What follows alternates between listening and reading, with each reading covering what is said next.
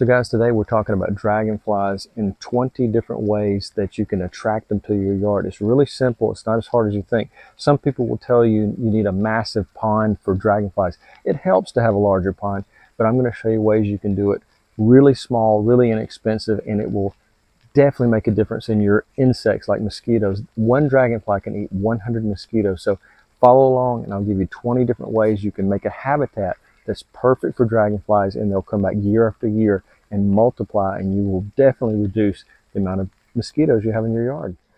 So guys, a water feature like this I'm showing you is a little bit more complicated to set up, but if you'll look at it, you'll see that the water looks fairly clear and clean. This water feature runs through a stream, runs into a bog area, and then is pumped back into a reservoir, so it just keeps repeating that cycle over and over.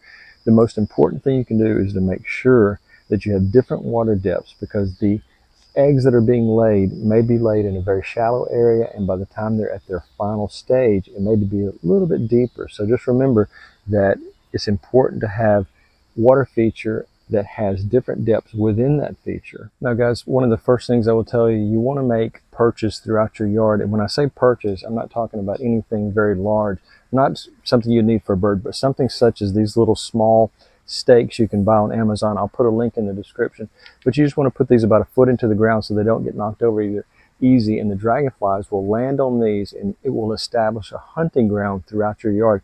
You may buy an entire pack like this and you can just kind of space them out. So you want to make it very inviting for your dragonflies to live in the yard. I'll show you some other places where I have natural perches that just come back every year and they grow. So we'll head out to that area and I'll show you exactly what that looks like. So throughout the video, I'm going to show you some photographs of dragonflies that have been taken in some of these areas, such as cattail. Cattail is a great plant. If you have a little bit of a bog area in your yard, and this is not tremendously boggy in the wintertime, it does get a little bit muddy in the soil area, but it's not so boggy that it's a swamp.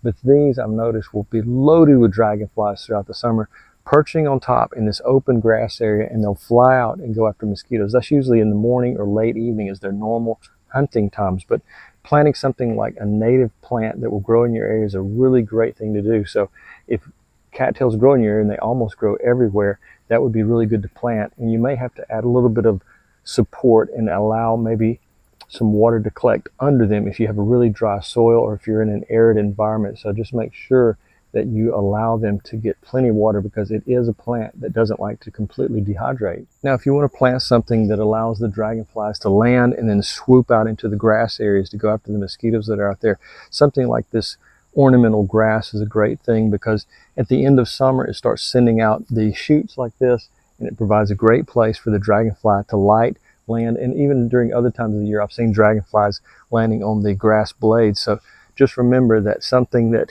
may not be a bog plant will still be an ideal place for them to start their day hunting. Now this bog area I've set up is planted with pickerel, and there's water down below. Sometimes it gets a little bit low, so I have to add some to it, but it's a bog garden that I've set up. It's a perfect place for dragons to come in, hunt for other insects, mosquitoes, and other things that might be pollinating these plants, because mosquitoes actually do pollinate. But this area is the perfect spot. It's very small. It's only about maybe 6 by 8, and it's a perfect environment for the dragonfly. It can lay the eggs, take off, and it can just slowly grow those water, I guess they're called nymphs. But anyways, that's what they do. They will slowly multiply in something like this, as long as the water doesn't completely dry out. That's the most important thing. Now you can create something this small in a pot. This pot was purchased from, I think it was either Lowe's or Home Depot, but the size of this is not really as important as you'd think, as long as you're adding fresh water to it and don't allow the water to dry out. But over time, the dragonflies will come in, light on the top of the leaves, hunt around for mosquitoes, and then on occasion I have seen them actually laying eggs on the opposite side. There's gravel on one side and water on the other. So it's the perfect place for the dragonfly to lay its eggs. It sees that water in there. It's 2 to 3 inches deep on the backside, and it will definitely sprout new dragonflies in a certain amount of time. Now, sometimes they can be in the water for quite a while. It might take 1-2 years for the eggs to completely develop, come out, molt out of their skin, and become a new dragonfly. Now, this is Equisetum or horsetail, and it's also in a pot that I purchased from Lowe's or Home Depot. And down at the under the Equisetum, there's about 1 to 2 inches of standing water year-round. This does not drain out, so I add water in the hottest times of the year. It's actually on part of the irrigation system, so it never completely runs dry. So this is what's so important, is having the right conditions for the dragonfly. This water will be purified by the Equisetum, and it will maintain fairly clear. I've seen it get a little bit green in some parts of the summer, but you want it to be a little bit in the shade so it doesn't get too much algae in the water. I'll shoot some pictures for you, or I'll upload them so you can see exactly what I'm talking about with the dragonflies landing on Equisetum. Now here overlooking the bonsai garden, you'll see a lot of bamboo poles sticking up, and that's another important thing. You want your stakes, bamboo poles, sticks, whatever you decide to put into the ground, you want them to be 18 inches off the ground or higher, up to 10 to 12 feet for those dragonflies to light. They'll sometimes just sit there for 15 or 20 minutes until they're ready to start hunting, and they see a swarm of mosquitoes and they will attack them and start devouring them very quickly. So earlier in the year, I made a video about how to make a trellis that will last forever for your vegetable garden, and I'll put that link up above. But one thing you want to do is you want to create high perches in your vegetable garden, especially if it's going to be somewhere where you work a lot and you don't want mosquitoes, gnats, flies bothering you. The vegetable garden is the perfect place for the hunting because it's usually an open, sunny area, and that's what dragonflies want. They want an open, sunny place where they can hunt down their prey. And by having these up here, they can land on top of them. They can kind of scan the area. They have great eyesight. They can see even things that we can't see. So they'll spot the mosquitoes and other things flying around. And I've noticed when I'm working out in the garden, they'll just be swarming all around me. I never put any pesticides in the garden that might harm them. I try to use all natural things to control the insects on my vegetables. But I want the dragonflies to multiply and be as many as possible throughout the summer. I'll put some photographs of dragonflies that have been around the vegetable garden, and it's amazing. If you just give them the right environment, they will multiply very quickly and devour up to 100. I think I may have said this earlier, but they can devour up to 100 mosquitoes in one day per dragonfly. So let's head into the greenhouse and I'll show you many other ways to get dragonflies to consider your yard as the perfect environment. So you're not limited to just these large ponds. As I said earlier, you can create the perfect environment for a dragonfly in something as small as this container right here. I'll put a link to these if they're still selling them. I've had this for over 10 years. I've used it for a lot of different purposes, but I'm about to make it into a dragonfly habitat. And one of the plants I'm going to be putting in it is going to be canna lilies. These were purchased at Walmart as bulbs in the springtime. And as you can see, they've done quite well in these small 1-gallon pots. I've just kept it near an irrigation system. They die back in the winter and they come back, but they'll help purify the water and also give a place for the dragonflies to land, hunt, and then eventually decide this is the perfect spot for them to lay their eggs. So canna lilies are perfect. They can tolerate soggy and wet soil. Now, one of the things you might be worried about is mosquitoes breeding very quickly, because the dragonflies can take quite a long time, years and years, before they will eventually hatch out. So it's a slow process, but once you get that system going, you can just have them multiplying as long as you maintain your garden. But as far as the short term, mosquitoes can hatch out very quickly. So what I use is mosquito bits. I put these in the water. The mosquito dunks are said to last longer. I'll put links to both of these, but these will not harm the larvae that the dragonflies are laying, so you don't have to worry about that. So you can add a little bit of this to the pond to keep the mosquito population completely out of it and allow those water growing dragonflies to multiply very quickly and become large enough so they can escape the pond. I'll put a picture to one. I think I had a photograph of one escaping from its shell, hatching out or molting, whatever they call it. But that's one of the things, is you want to keep your mosquito population down because you don't want them to be multiplying quickly. So use some mosquito bits or mosquito dunks in whatever size pond, container, bucket, whatever you decide to use. Remember that putting a solar powered fountain in there might help purify the water. Just a nice slow moving fountain, and that might keep the mosquitoes from going in there, because mosquitoes like to lay their eggs in stagnant and still water. Now, about adding fish to your water feature, you don't want to add goldfish or things like koi, because they will get larger and larger and be big enough to eat the dragonfly larvae. You want something really small, like some of the little tiny fish that maybe minnows that are specifically for eating the mosquito larvae. You can get that at your local fish store. Talk to your fish supplier at your pet shop and they'll direct you to the right type of fish that's not going to grow really large. Another thing about goldfish and koi, they can get, like I said, they can get really large.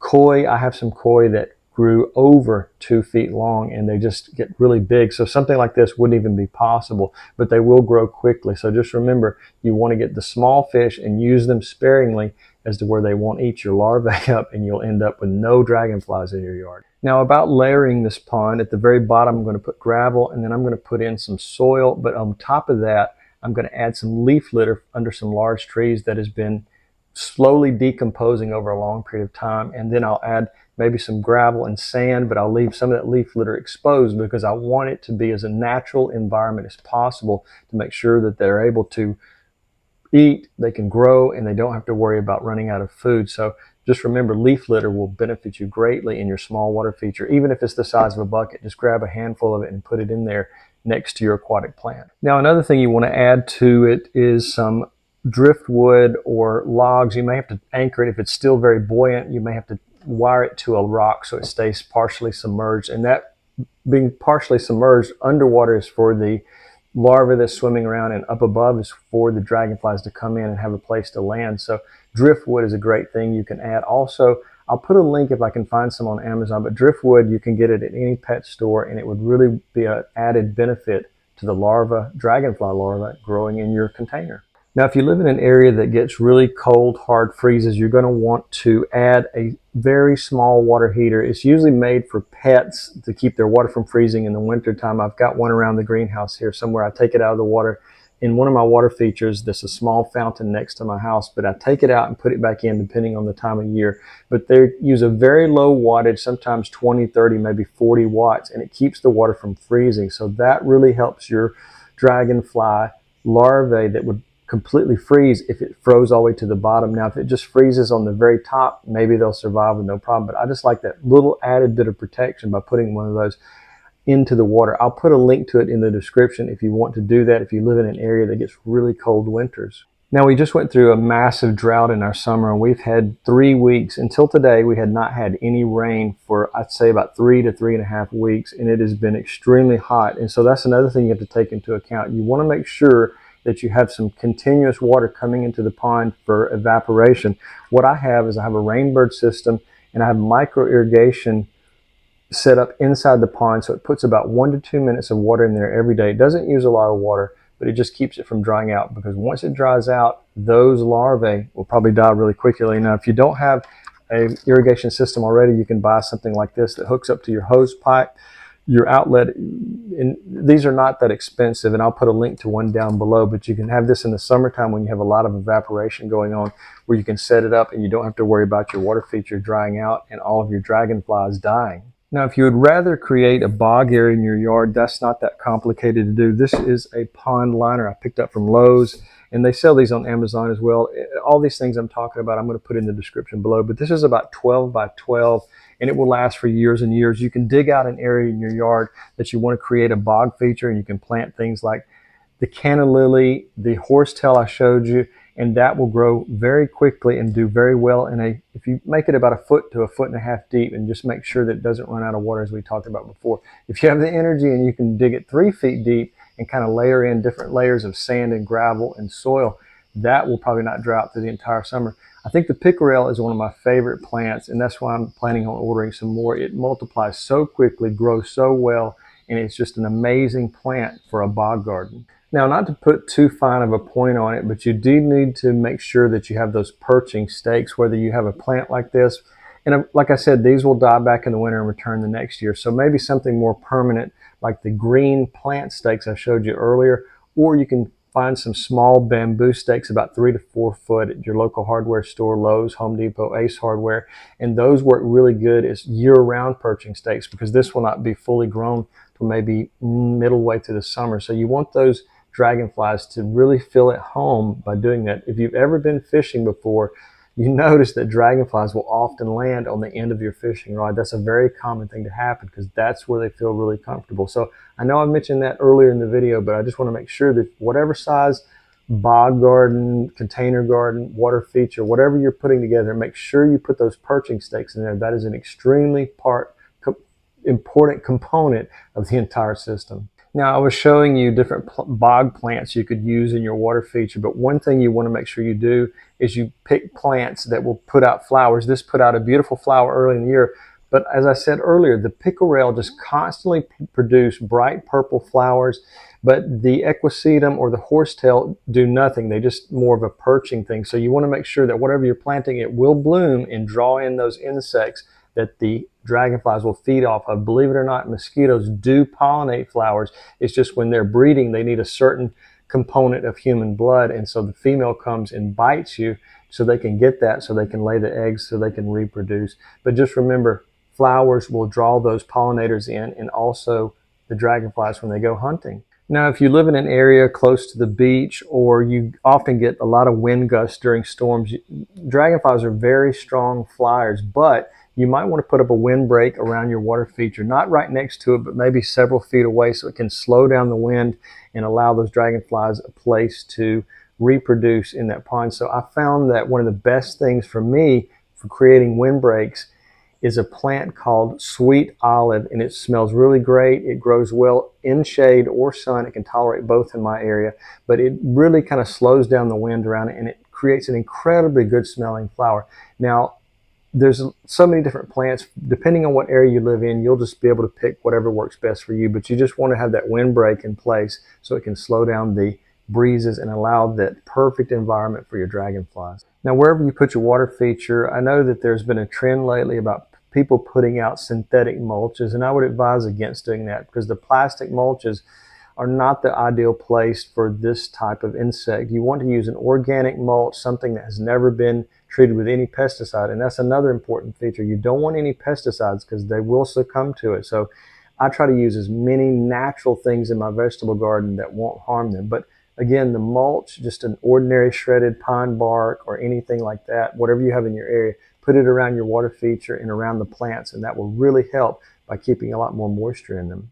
Now, I wanted to bring this point up again. As I showed you at the beginning of the video, a slow-moving stream actually attracts dragonflies. They're attracted to it because they can lay their eggs in pockets where the water is pooling, or in the bog area, such as what I have, where it just recirculates the water back around. So a slow-moving stream can attract dragonflies, not only for laying their eggs, but as a hunting area as well. Now, another really important thing to take into consideration is if you have predatory birds and you want to make sure that you use something that's going to protect the larvae in your pond, whatever size you have, container like this, bucket, whatever it is, potted plant, whatever size you have, you want to make sure over the water area that you put things like water lilies, watered lettuce, if I can get that out. So you want to protect them by having that on the surface of the water so they can safely be under, where they're not being constantly eaten and devoured by predatory birds or other things like lizards or things that might get into the pond and decimate your dragonfly population. Now, another thing that you can add to your pond that will really help your dragonflies is adding flat stones. Now, you can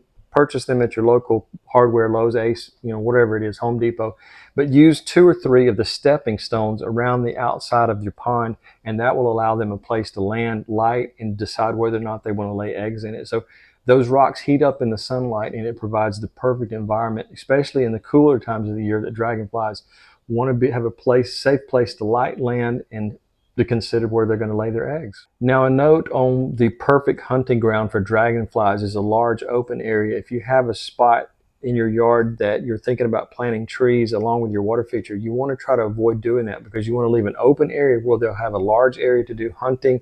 And I remember about maybe 20 years ago, we were at the beach and there were millions of dragonflies hunting in the open area of the beach. It wasn't in the shaded area where the trees were. It was completely out in the open. So remember, is the perfect ideal hunting place for your dragonflies will be the open area, the most open area of your yard, where they can have a clear flight path to fly around and eat those mosquitoes. Now, a friend of mine had a large bird bath, and I was amazed to see that there were actually dragonflies swimming around in the water in the nymph form, and they would eventually make it to become full-size dragonflies. He had a little heater in the water, he had some stones in there, and he had some different aquatic plants. It was a very large bird bath, but that's what it was. So something as simple as that can be the perfect environment for your dragonfly. You don't have to go all out and create a massive pond, as some people will tell you. Something really small that's well maintained and the water is always in there, not allowing it to dry out. Something like that can be a perfect environment for a dragonfly as well. So I was doing research about the life of an ecosystem for dragonflies, and it said that these type of predators are one of the last to show up. So that's why a lot of times when you develop a piece of property, the mosquitoes are terrible.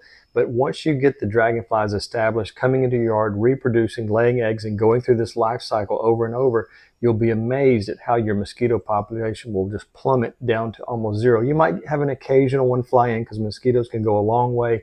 From the smell of someone's breath, I've heard they can travel up to a football field searching for that meal ticket. So that's one thing to remember, that you still are going to see an occasional mosquito. It's not possible to completely decimate them all the way.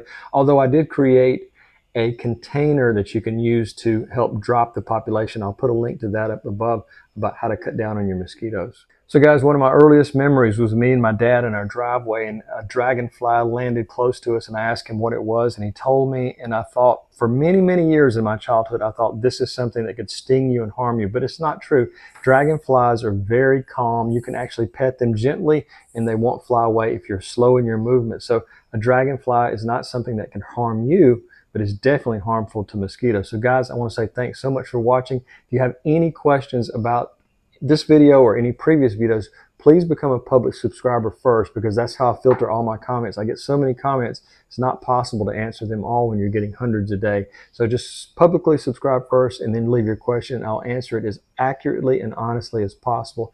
Have a great day.